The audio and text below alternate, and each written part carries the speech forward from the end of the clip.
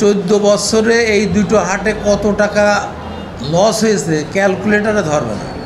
তারা প্রতি হাটে 2 লক্ষ টাকা করে সরকারকে রাজস্ব দিয়েছে, আর আমরা নিয়ন্ত্রণ নেওয়ার পর থেকে আমরা প্রতি সপ্তাহে দিচ্ছি আপনার 5 লক্ষ টাকা। এবং বিজ্ঞ আদালতের এই মামলাগুলো নিষ্পত্তি না হওয়া পর্যন্ত নিয়মিত যে টেন্ডার বা ইজারা দেওয়া সেটি করা সম্ভব হচ্ছে না। আজকে আমাদের ডক্টর ইউনূস সাহেবের হাটের ইয়েতে অনেক মানুষ শান্তি বোধ করছে। কেবল ওই দুটো হাট নয়, অন্যান্য আরও বেশ কয়েকটি হাট বাজার নিয়ে বিজ্ঞ আদালতে মামলা চলমান আছে। সরকারের বিরুদ্ধেই মামলা হয়েছে এবং এটি বিজ্ঞ আদালত থেকে যে জবাব চাওয়া হয়েছে নির্ধারিত পদ্ধতিতে আমরা সেই জবাবগুলো আরও আগেই পাঠিয়ে দিয়েছি। তো মামলা চলমান থাকার কারণে কোনো ক্ষেত্রে এটি স্টে অর্ডার দেয়া আছে এবং বিজ্ঞ আদালতের এই মামলাগুলো নিষ্পত্তি না হওয়া পর্যন্ত নিয়মিত যে টেন্ডার বা ইজারা দেওয়া সেটি করা সম্ভব হচ্ছে না। তো সরকারের যে বিধান, কোনো কারণে যদি ইজারা দেওয়া সম্ভব না হয় সেক্ষেত্রে খাস কালেকশনের বিধান আছে। উপজেলা পর্যায়ে একটি কমিটি আছে, সেখানে সাপ্তাহিক যে হাটগুলো হয় সেখানে খাস কালেকশনের বিধান আছে। ডুগডুগি হাট বিগত দলীয় সরকারের আমলে 2010 সাল থেকে 2014 সাল পর্যন্ত 24 সাল পর্যন্ত তারা প্রতি হাটে 2 লক্ষ টাকা করে সরকারকে রাজস্ব দিয়েছে, আর আমরা নিয়ন্ত্রণ নেওয়ার পর থেকে আমরা প্রতি সপ্তাহে দিচ্ছি আপনার 5 লক্ষ টাকা। সেক্ষেত্রে প্রতি হাটে আমরা 3 লক্ষ টাকা সরকারকে বেশি রাজস্ব দিচ্ছি। আপনি এবার হিসাব করেন, এক বছরে 52 সপ্তাহ 52টা হাটে কত টাকা তারা সরকারের লস করিয়েছে। সেক্ষেত্রে ইনশাল্লাহ আমরা সরকারকে অবশ্যই রাজস্ব আরও বেশি দিতে পারবো। হাট আমরা দীর্ঘ 30 বছর আমরা ইজারাদার হিসেবে চালাইছি, কিন্তু আওয়ামী লীগ সরকার আসার পরের থেকে আমরা ওই হাটেরও শেয়ার ছিলাম, কিন্তু আসার পর থেকে আমাদের মনে সেই টাকা ওই জমিন তো দেয়নি, সেটা আমাদের অন্তপক্ষে সেই দূর করে আমাদের তাড়িয়ে দিয়েছে। এনজিওর কিস্তি প্রথমবার বিকাশ পেমেন্ট করলেই 20 টাকা ইনস্ট্যান্ট ক্যাশব্যাক। তারপর থেকে এই আওয়ামী লীগ সরকার ক্ষমতায় আসার পরের দিনতে তারপর থেকে এই হাট ঐক্যবদ্ধ এই পর্যন্ত 17 বছর 8 মাস হয়ে গেল এই হাট কোনো ডাক হয়নি।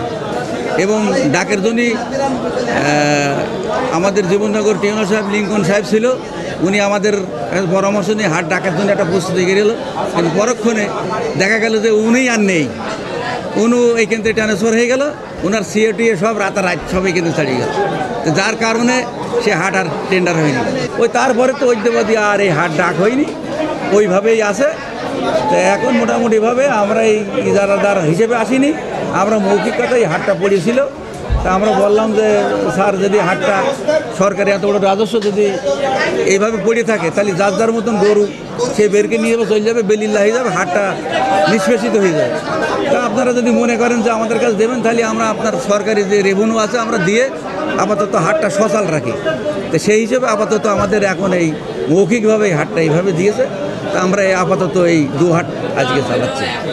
তা এখন আজকে যে ডক্টর ইউনূস সরকারের হয়েছে, এই হিসাবে মানুষ খুব জনস্রোত, হাটে অনেক ব্যাপারীরা এসছে, তারা খুব ভালো করে হাট সুন্দরভাবে হাসি মুখে, কারো মুখ বেজার নেই। আজকে 17 বছর 17.5 বছর আজকে আমরা নির্যাতন, এবং হাট হচ্ছে এখন অনেক ভালো। আজকে আমাদের ডক্টর ইউনূস সাহেবের হাটের অনেক মানুষ শান্তি বোধ করছে। আগে তাদের মারহাটটা হাঙ্গামা, আওয়ামী লীগ সরকার বিগত 17 বছর 7 মাস যা নির্যাতন চালিয়েছে, এর মধ্যে অনেক মানুষ স্বস্তি পাচ্ছে। চুয়াডাঙ্গা, আমাদের চুয়াডাঙ্গা সবচেয়ে বড় হাট ডুগডুগিয়া শিয়ালমারি। তো আমরা কিনি 620 টাকা করে প্রতি পিস খাজনা দিই আমরা। আর এর আগে অনেক গরু উঠতো, এখন বর্তমান গরু সেরকম আর ওঠে না। এই এরকম দেশে এরকম হয়ে যাওয়ার পরে গরু আর খুব একটা জোটে না। আওয়ামী লীগ সরকার ক্ষমতায় আসার পরে টগর মিয়া এমপি হলো যখন, তারপরে এসে আমরা বিএনপিপন্থী যে সমস্ত মালিকগুলো ছিলাম আমাদেরকে একেবারে টোটালি বাদ দিয়ে দিল, দিয়ে ওরা তখন ওই কায়দায় চলে গেল। তখন আমরা মামলা করেছিলাম, মামলায় আমরা রায়ও পেয়েছিলাম, যেটা বললাম ওইভাবে আমাদেরকে সে রায়েও আমাদের যেতে দেয়নি। পরবর্তীতে আমরা তারা হাটের টাকা দিয়ে মামলা চালাবে আর আমরা ঘরের টাকা দিয়ে মামলা চালাবো, স্বাভাবিক কারণে আমরা আর পারিনি। বলছি যে 14 বছরে এই দুটো হাটে কত টাকা লস হয়েছে ক্যালকুলেটরে ধরবে না। এটা বুঝতে পারছেন যে কোথায় তারা 2 লাখ টাকা দিত, আমরা 5 লাখ টাকা দিচ্ছি। 52টা হাট বছরে। এই হাট দুখু মিয়ার নামে আমি যখন ডাকি তখন সম্ভবত 10 সালের দিকে এই হাট আমার ছিল 1,40,00,000 টাকা, শিয়ালমারি হাট ছিল 1 লক্ষ টাকা, 1,20,00,000 টাকা। এই 2টা হাট ওই সময় আমার রেট দেওয়া ছিল এই। তাহলে এই 17 বছর পরে এখন কত হতে পারে, টাকার ভ্যালুয়েশনও যদি ধরা যায়, এইটার ক্যালকুলেটার হিসাব করে পারা যাবে না যে কত টাকা সরকার লস খাইছে।